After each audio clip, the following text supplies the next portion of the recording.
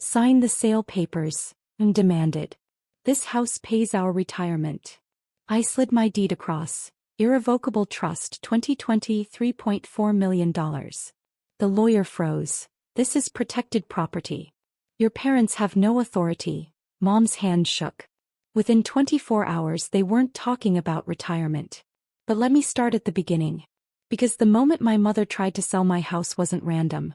It was the culmination of 28 years of being the child who didn't matter. The daughter who was supposed to be grateful.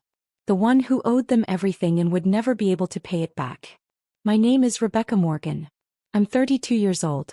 And I've spent most of my life being invisible in my own family. I'm the youngest of 3. My sister Caroline is 38. My brother James is 35. And then there's me. The accident. The surprise. The one they weren't planning for. Caroline graduated from Yale Law. Partner at a major firm in Manhattan by 34. James went to Princeton then Stanford Business School. Private equity now. Both of them live in expensive cities, visit on holidays and get praised endlessly for their accomplishments. I went to University of Washington. Studied computer science. Graduated with no debt thanks to scholarships and working 3 part-time jobs. Started as a software engineer at a mid-sized tech company in Seattle making $78,000 a year. At family dinners, Caroline talked about cases she was winning. James talked about deals he was closing. I talked about code I was writing.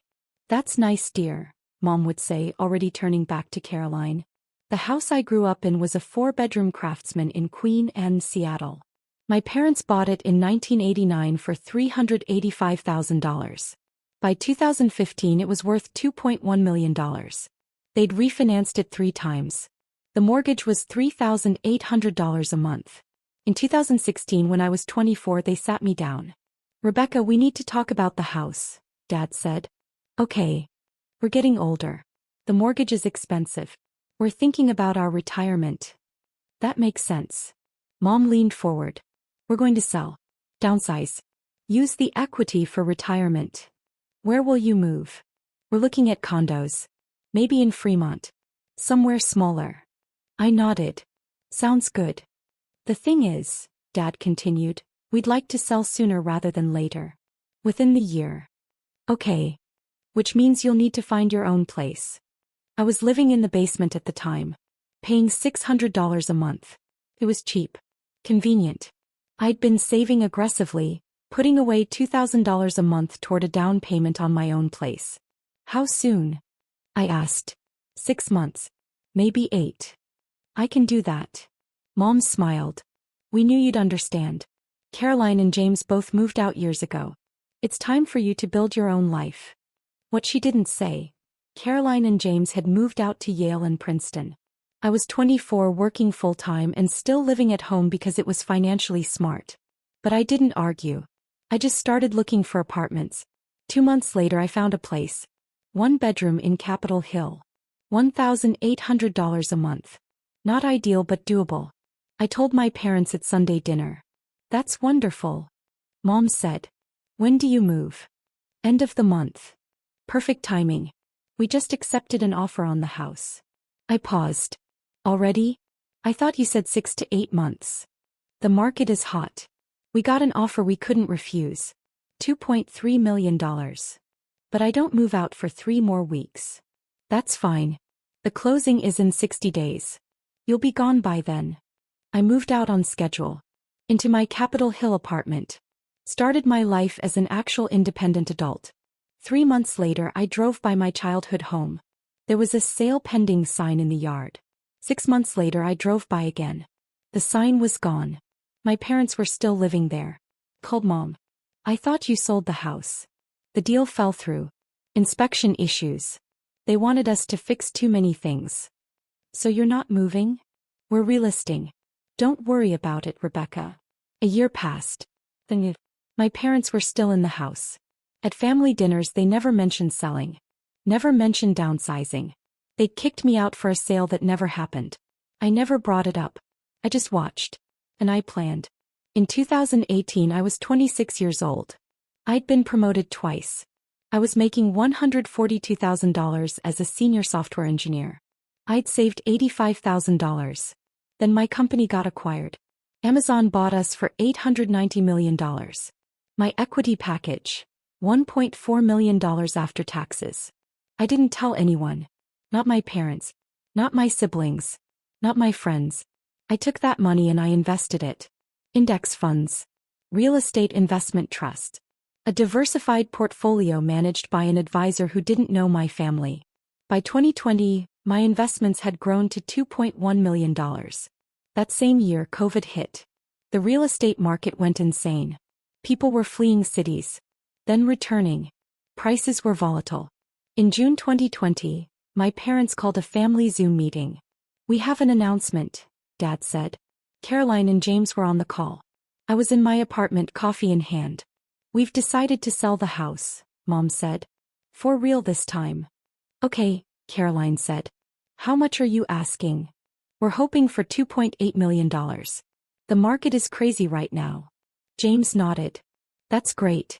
You'll have enough for a comfortable retirement." "That's the plan." "Where will you move?" I asked. "We're looking at senior living communities. Something with amenities. Healthcare on site." "Sounds smart." The call ended. I sat in my apartment thinking. My childhood home. $2.8 million. My parents would sell it to strangers. Use the equity for retirement. That house I'd been kicked out of for a sale that took 4 years to actually happen. I called my real estate agent. "I want to make an offer on a property." "Which one?" I gave her the address. "My childhood home." "Rebecca, isn't that your parents' house?" "Yes." "They know you're making an offer?" "Not yet. I want to offer $3.1 million. Gosh. Close in 30 days. That's significantly over asking." "I'm aware. I want the offer to be impossible to refuse." "I'll draft it." 2 days later, my agent submitted the offer. $3.1 million. 30-day close. No inspection contingencies. No financing contingencies. Clean offer. My parents called me that evening. "Rebecca, someone made an offer on the house." "That's great, Mom." $3.1 million. All cash. They want to close in 30 days. "Wow. We're going to accept. It's too good to pass up." "You should. The thing is, we need to be out in 30 days. That's very fast. Do you need help moving?" "Would you?" Caroline and James are both so busy. "Of course." What my parents didn't know, the buyer was Morgan Property Trust LLC. A legal entity I'd created with my attorney. I was the sole beneficiary. The trust was irrevocable. Protected from creditors, lawsuits, and family members who might have opinions about my decisions. On July 15, 2020, the sale closed. My parents walked away with $3.1 million. I became the owner of my childhood home. They never knew. After the sale, my parents moved into a senior living community in Bellevue. 2-bedroom apartment. $4,500 a month including amenities. They seemed happy. I hired a property management company to handle the house. Turned it into a high-end rental. Furnished it beautifully. Listed it at $6,200 a month. Found tenants within 2 weeks.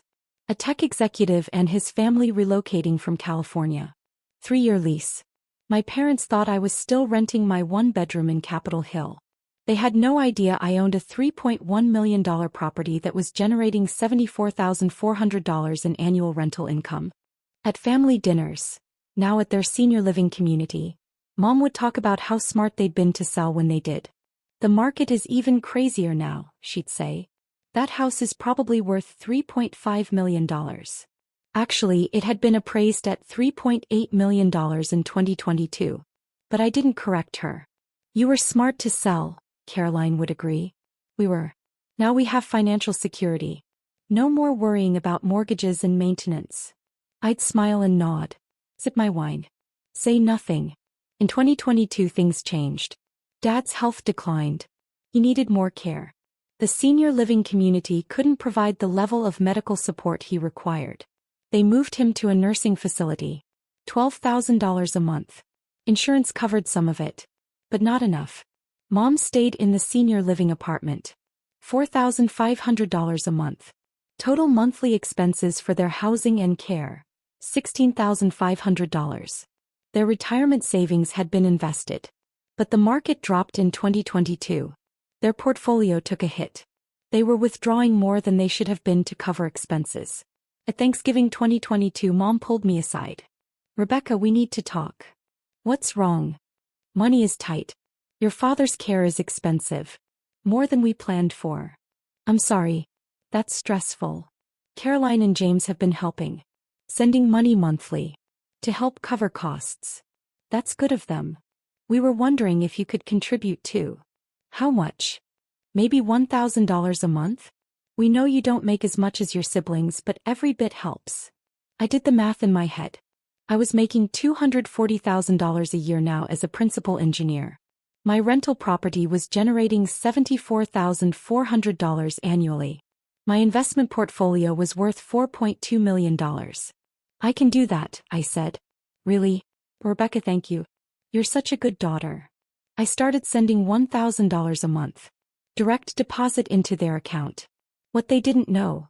Caroline was sending $3,000 a month.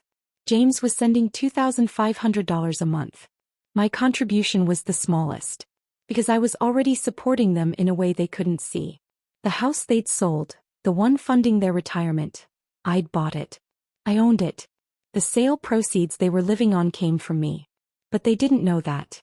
So they saw my $1,000 monthly contribution as generosity, while seeing Caroline and James's larger contributions as the real support. At Christmas dinner, Mom made a toast. To Caroline and James, who have been so generous in helping us through this difficult time. I raised my glass. Said nothing. In May 2023, Mom called me, crying. "Rebecca, we have a problem." "What happened?" "Your father's care is getting more expensive. He needs specialized treatment. The costs we can't keep up." "How much do you need?" "It's not just about needing more money. It's about sustainability. We're depleting our savings. The money from the house sale, it's not going to last as long as we thought." "What are you going to do?" "We've been talking to a financial advisor. He suggested we look at our assets." "Okay. The thing is, when we sold the house, we didn't structure the sale to minimize taxes properly. We took a big capital gains hit. It was a mistake. I knew that. I'd structured my purchase through the trust specifically to avoid that kind of mistake when I eventually sold." "That's unfortunate," I said.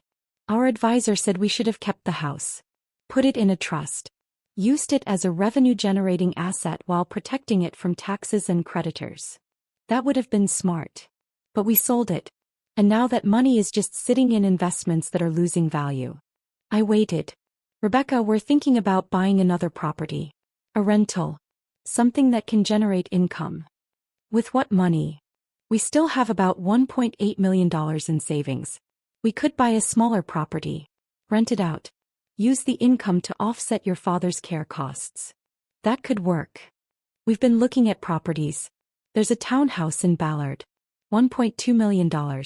We could rent it for $4,000 a month." I did the math. $4,000 monthly rent minus property taxes, insurance, maintenance, and property management fees. They'd net maybe $2,500 a month. It would help, but it wouldn't solve their problem. "Have you talked to Caroline and James about this?" I asked. "James thinks it's a good idea. Caroline is worried about us taking on property management at our age." "That's valid. We're going to use a property management company. Like people do. Like I did, I thought. When are you buying?" "We're making an offer next week." They bought the Ballard townhouse in June 2023. $1.2 million. It took 4 months to find tenants. By the time they did, they'd spent $35,000 on updates and repairs the property management company said were necessary to command market rent. The tenants moved in October 2023. $3,800 a month. After expenses, my parents netted about $2,100 monthly. It helped. But it wasn't enough. In February 2024, Mom called again. "Rebecca, we need to have a family meeting.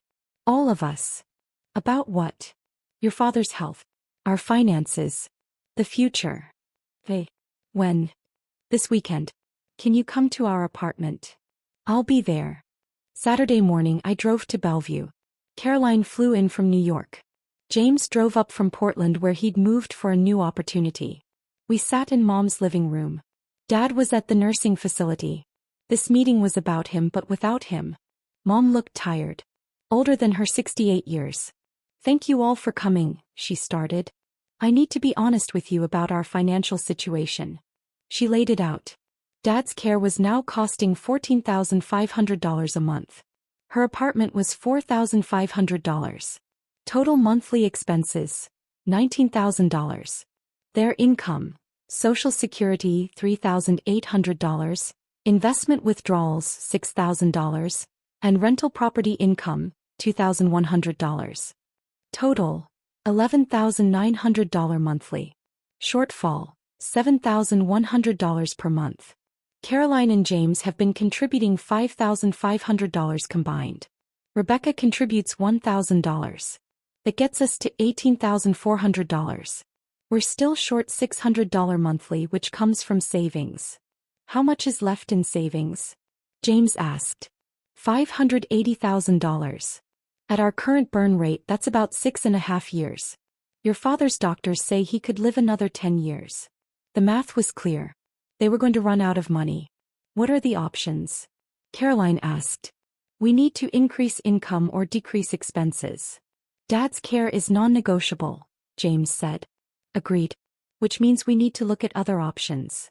Mom took a breath. We've been thinking about the house. Our old house in Queen Anne. I went very still. We sold it for $3.1 million in 2020, Mom continued.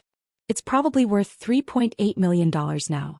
If we kept it and rented it out, we'd be earning about $6,000 a month in rental income. That would solve our shortfall. But you sold it, Caroline said.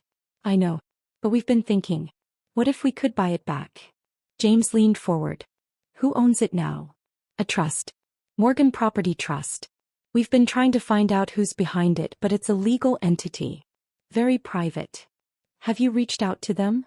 I asked. My voice was calm. We tried. Through our real estate agent. No response. That's frustrating, Caroline said. It is. But here's what we're thinking. We have the Ballard townhouse. It's worth about $1.3 million now. We could sell it. Use that money plus some savings to make an offer on the Queen Anne house. You think they'd sell? James asked. Everyone has a price. If we offer enough. I sipped my water. Said nothing. How much would you offer? Caroline asked. Maybe $3.5 million. We'd have to take out a small mortgage, but the rental income would cover it plus generate extra cash flow. James was nodding. That could work. The Queen Anne house is bigger. Better rental market. Exactly. They were planning to buy back the house they'd sold to me. The house I currently owned. The house I'd purchased from them for $3.1 million and had no intention of selling. What do you think, Rebecca? Mom asked.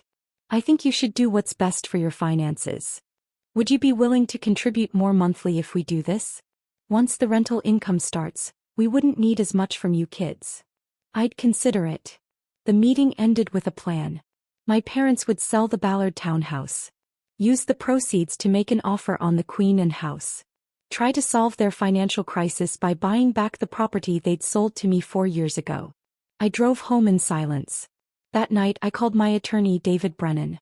Rebecca, what can I do for you? My parents want to buy back the house. The Queen Anne property? Yes. They're going to make an offer. Probably around $3.5 million. What do you want to do? I don't want to sell. Then don't. The trust is ironclad. You're the sole beneficiary. No one can force you to sell. They don't know I own it. Are you planning to tell them? I thought about it. About 4 years of silence. 4 years of being the smallest contributor to their financial needs while actually being their largest benefactor. 4 years of watching them assume I was less successful than my siblings. Not yet, I said. So you'll decline the offer? Through the trust. Make it look like an anonymous investor who's not interested in selling. I can do that. When they make the offer, I'll respond professionally. Decline on behalf of the trust.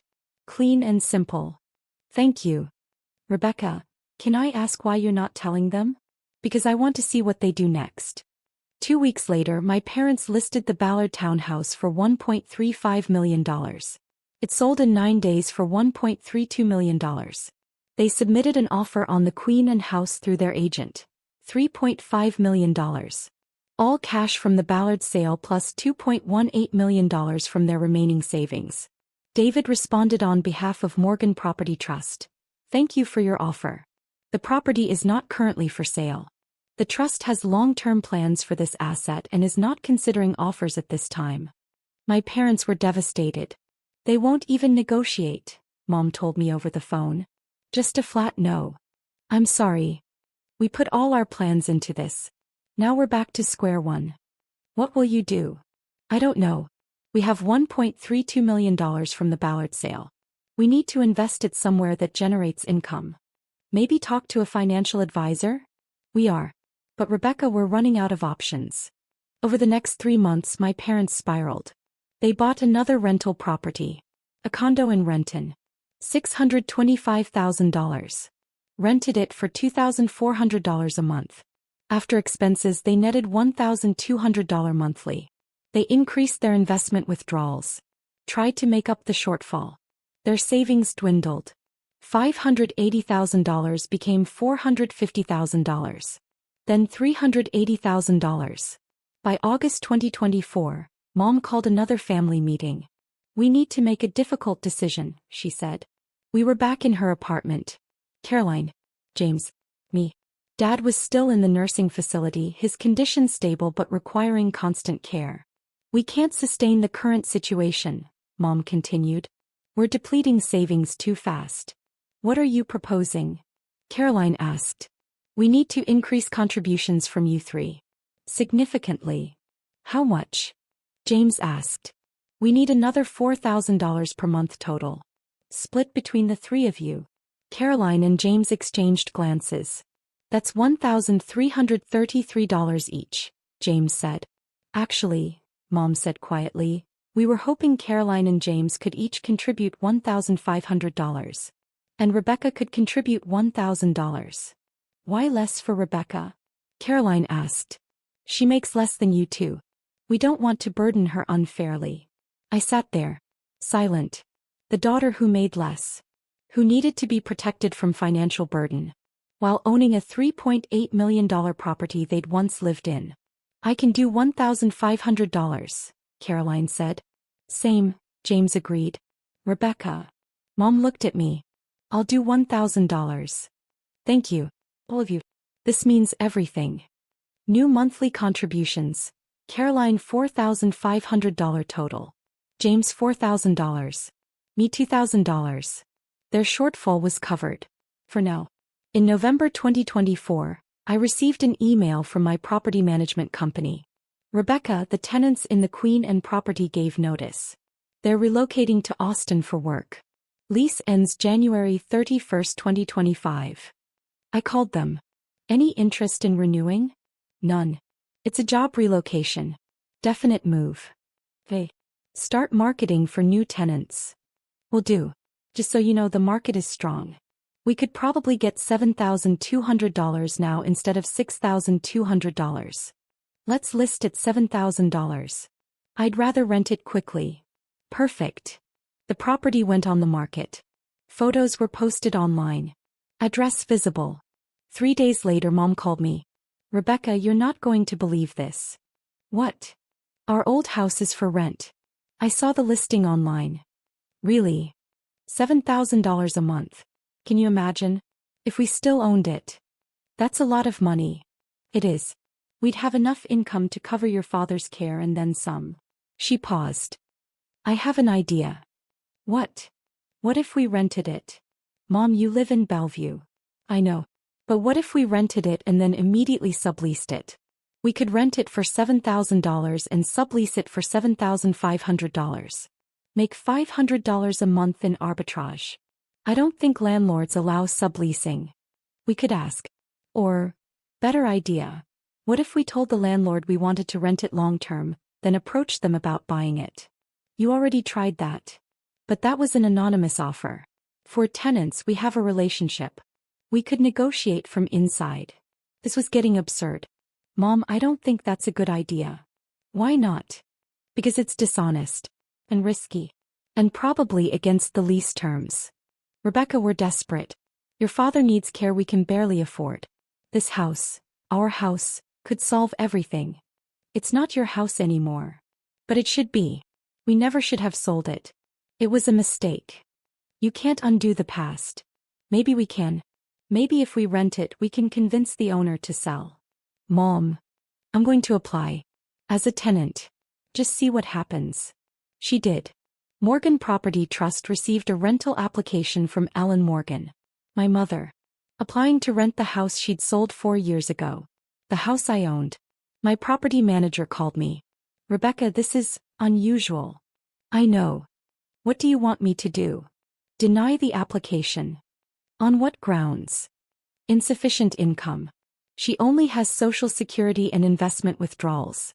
That doesn't meet the income requirements of 3 times monthly rent. That's true. She'd need an income of $21,000 monthly.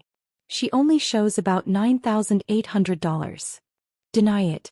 Professionally. Just say she doesn't meet income requirements. Done.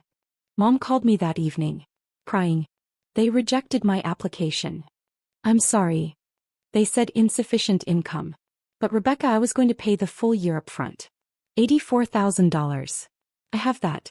I could show them the money. Maybe they have other applicants. This is our house. We should be living in it, not strangers. Mom, you sold it. You made that choice. It was the wrong choice. Don't you see? We should have kept it. Should have listened to the financial advisor from the beginning. Should have put it in a trust and rented it out. You're right. You should have. So help me fix it. How? I don't know. Talk to the landlord. Put in a good word. Something. I don't know the landlord. You're resourceful. You work in tech. You know people. Please, Rebecca. Help me. I took a breath. Mom, I can't help you buy a house you already sold.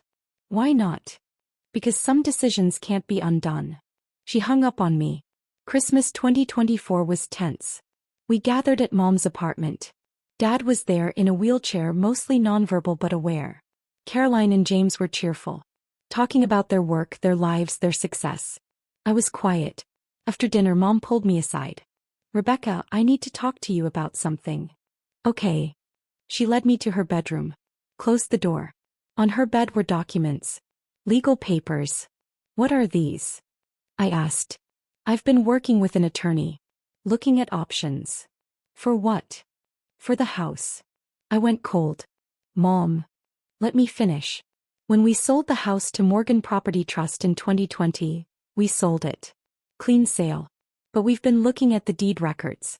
The trust was created the same day as our sale. Same day, Rebecca. So whoever bought our house created that trust specifically to buy it. This wasn't some random investment company. This was someone who wanted our house specifically. Lots of people create trusts for real estate. We've been trying to figure out who's behind the trust. It's very private, very protected, but there are ways to find information. My heart was pounding. We hired a forensic investigator. Someone who specializes in uncovering beneficial owners of trusts and LLCs. Why? Because I want to know who's living in our house. Who took it from us? No one took it from you. You sold it. For $3.1 million. It's worth $3.8 million now. We left money on the table. That's not how sales work. Rebecca, the investigator, found something. He picked up a document. Handed it to me. It was a report. Financial forensics. Tracking the money from my parents' sale through various accounts and entities. And there on page 4 was my name. The purchase funds originated from an account at First Seattle Bank. Account holder, Rebecca Morgan. Transferred to Morgan Property Trust. Then used to purchase the property. I stared at the document. You bought our house, Mom said quietly. Yes. Why? Because you were going to sell it anyway. I wanted to keep it in the family. By lying to us? I didn't lie. You never asked who bought it. This is unconscionable. You let us think we sold to strangers. You let us struggle financially while owning a property that could solve all our problems. You sold it willingly. For a fair price. Above asking. You're our daughter. Which is why I paid you $3.1 million for a house worth $2.8 million. I gave you a gift. You just didn't know it. Mom's hands were shaking. We want it back. It's not for sale. Rebecca, please. Your father needs care. We're running out of money. That house could save us. You have the money from selling it. $3.1 million. That was supposed to fund your retirement. We made mistakes. We didn't plan for your father's health issues. For the market downturn. For life. You didn't plan for life. And now you want me to fix it by giving you back an asset I purchased legally and fairly. We're your parents. I know. Which is why I've been contributing $2,000 a month to your expenses. On top of the $3.1 million I already gave you for the house. That's not enough. Then sell your condo and rent in. Downsize your apartment. Cut expenses. Do what every other retiree does when they need to adjust their lifestyle. Or you could just give us the house back. No. No. It's my house. I bought it. I own it. It's not for sale. Not to you. Not to anyone. Mom stared at me. When did you become so cold? When I realized that no matter what I did, it would never be enough for you. Caroline and James contribute more, so they're the good children. I contribute less, so I'm the one who needs to be protected. But none of you know that I'm the one who bought the house. Who owns the asset. Who could actually solve your problems if I wanted to. So solve them. Why should I? The question hung in the air. Because we're family, Mom said. Family. Right. The family that kicked me out of that house for a sale that took 4 years to happen. The family that assumes I make less and contribute less and matter less. The family that never once asked about my actual success because you were too busy comparing me to Caroline and James. That's not fair. None of this is fair, Mom. But it is what it is. Mom called an emergency family meeting. The day after Christmas. Everyone needs to be here, she told Caroline and James. This is important. We gathered again in her apartment. This time tension filled the room. Mom had printed copies of the forensic report. She handed them to Caroline and James. Rebecca has something to tell you, Mom said. Caroline read the report. Her eyes widened. You bought Mom and Dad's house? Yes. When? July 2020. I bought it from them for $3.1 million. James was reading his copy. Through a trust. Yes. Morgan Property Trust. I'm the sole beneficiary. Why didn't you tell us? Caroline asked. Because it was my business. My investment. My decision. But this is the house we grew up in, James said. Which they chose to sell. I chose to buy it. Mom stood. She's been collecting rent on it for 4 years. Making money off a house we should still own. You got $3.1 million from the sale, I said calmly. That's $200,000 over your asking price. You walked away with a significant profit. But if we kept it and rented it ourselves, you would have had to manage it, maintain it, deal with tenants, pay taxes. You didn't want that. You wanted the cash. You got the cash. Caroline was reading through the details. You paid $3.1 million cash. Where did you get that kind of money? I had equity from a company acquisition. Plus savings. Plus investments. You had $3 million at 28 years old? James looked stunned. Yes. How? I worked. I saved. I invested. I built a career. The same way you two did. But you never said. Because every family dinner was about Caroline's cases and James's deals. There was never space for my success. So I stopped sharing it. Mom jumped in. This isn't about success. This is about family. About helping us when we need it. I have helped you. $2,000 a month. Plus the $3.1 million purchase that gave you retirement funds in the first place. But you won't give us the house back. Because it's not yours to have back. You sold it. The transaction is complete. We didn't know we were selling it to you. Would it have mattered? You needed the money. I paid you fairly. The sale would have happened regardless. Caroline set down the report. Rebecca, I understand you're hurt. But Mom and Dad are in a difficult position financially. I know. I've been contributing to help. But you have the means to solve the problem completely. You could sell them the house back at cost. Or even at a small profit. Help them generate the rental income they need. Why should I? The room went silent. Because they're our parents, Caroline said quietly. And I'm their daughter. Have they ever asked about my success? My career? My life beyond whether I'm contributing enough financially? No one answered. I bought that house because I wanted to preserve it. Keep it in the family. I've maintained it beautifully. I've rented it to good tenants. I've treated it with respect. Then let us rent it, Mom pleaded. No. Why? Because you'll try to buy it back. You'll scheme and negotiate and make my life miserable trying to get ownership. I know how this works.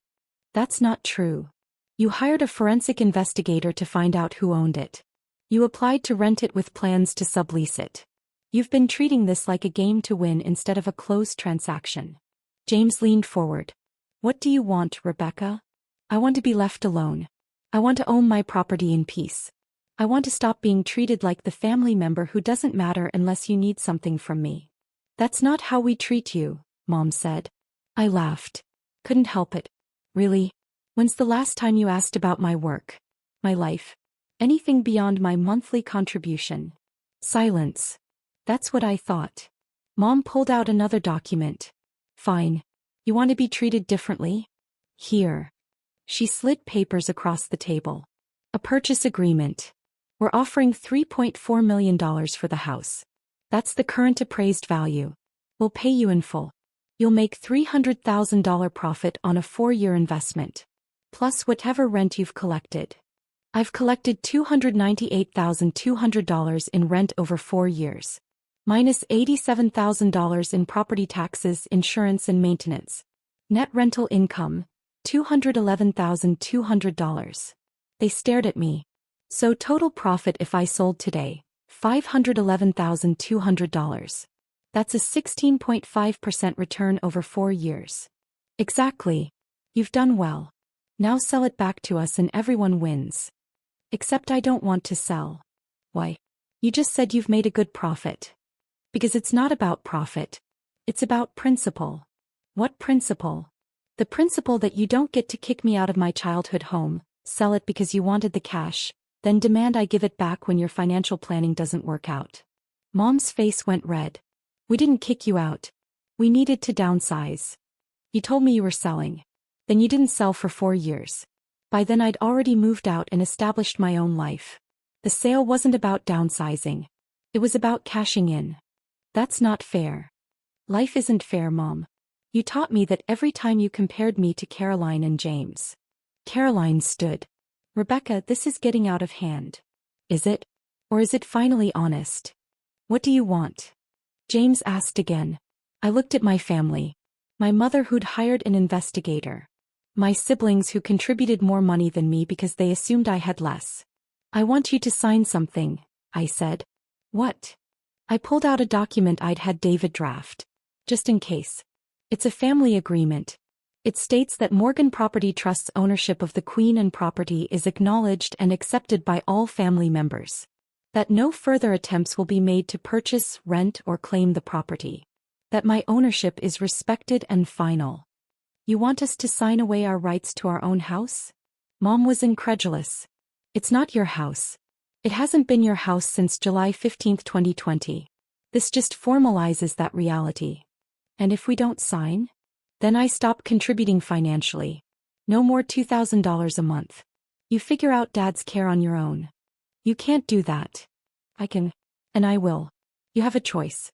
Sign the agreement and I continue contributing $2,000 monthly, possibly more if I see genuine respect for my boundaries.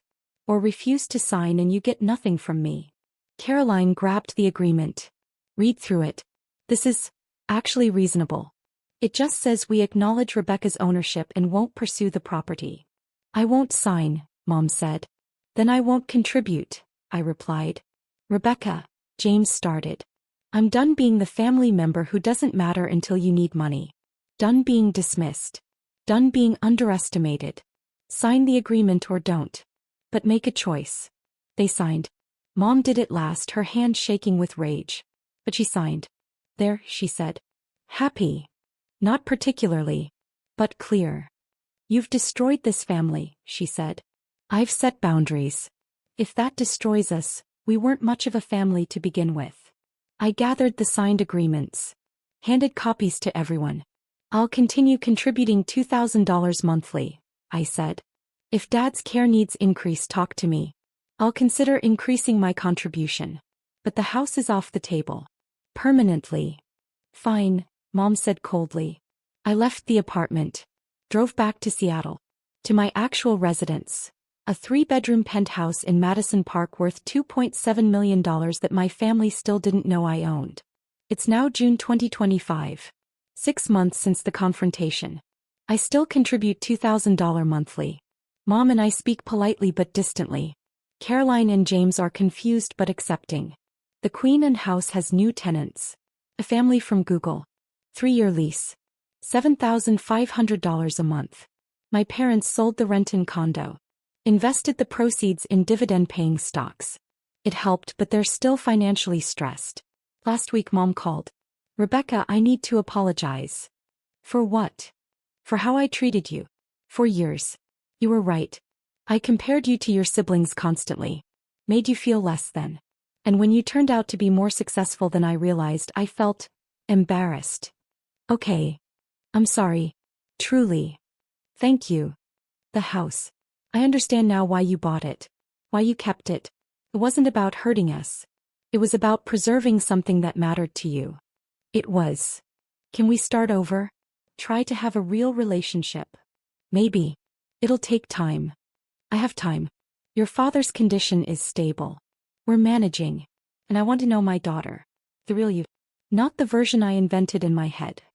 I'd like that. We're trying. It's awkward. But honest. Caroline called yesterday.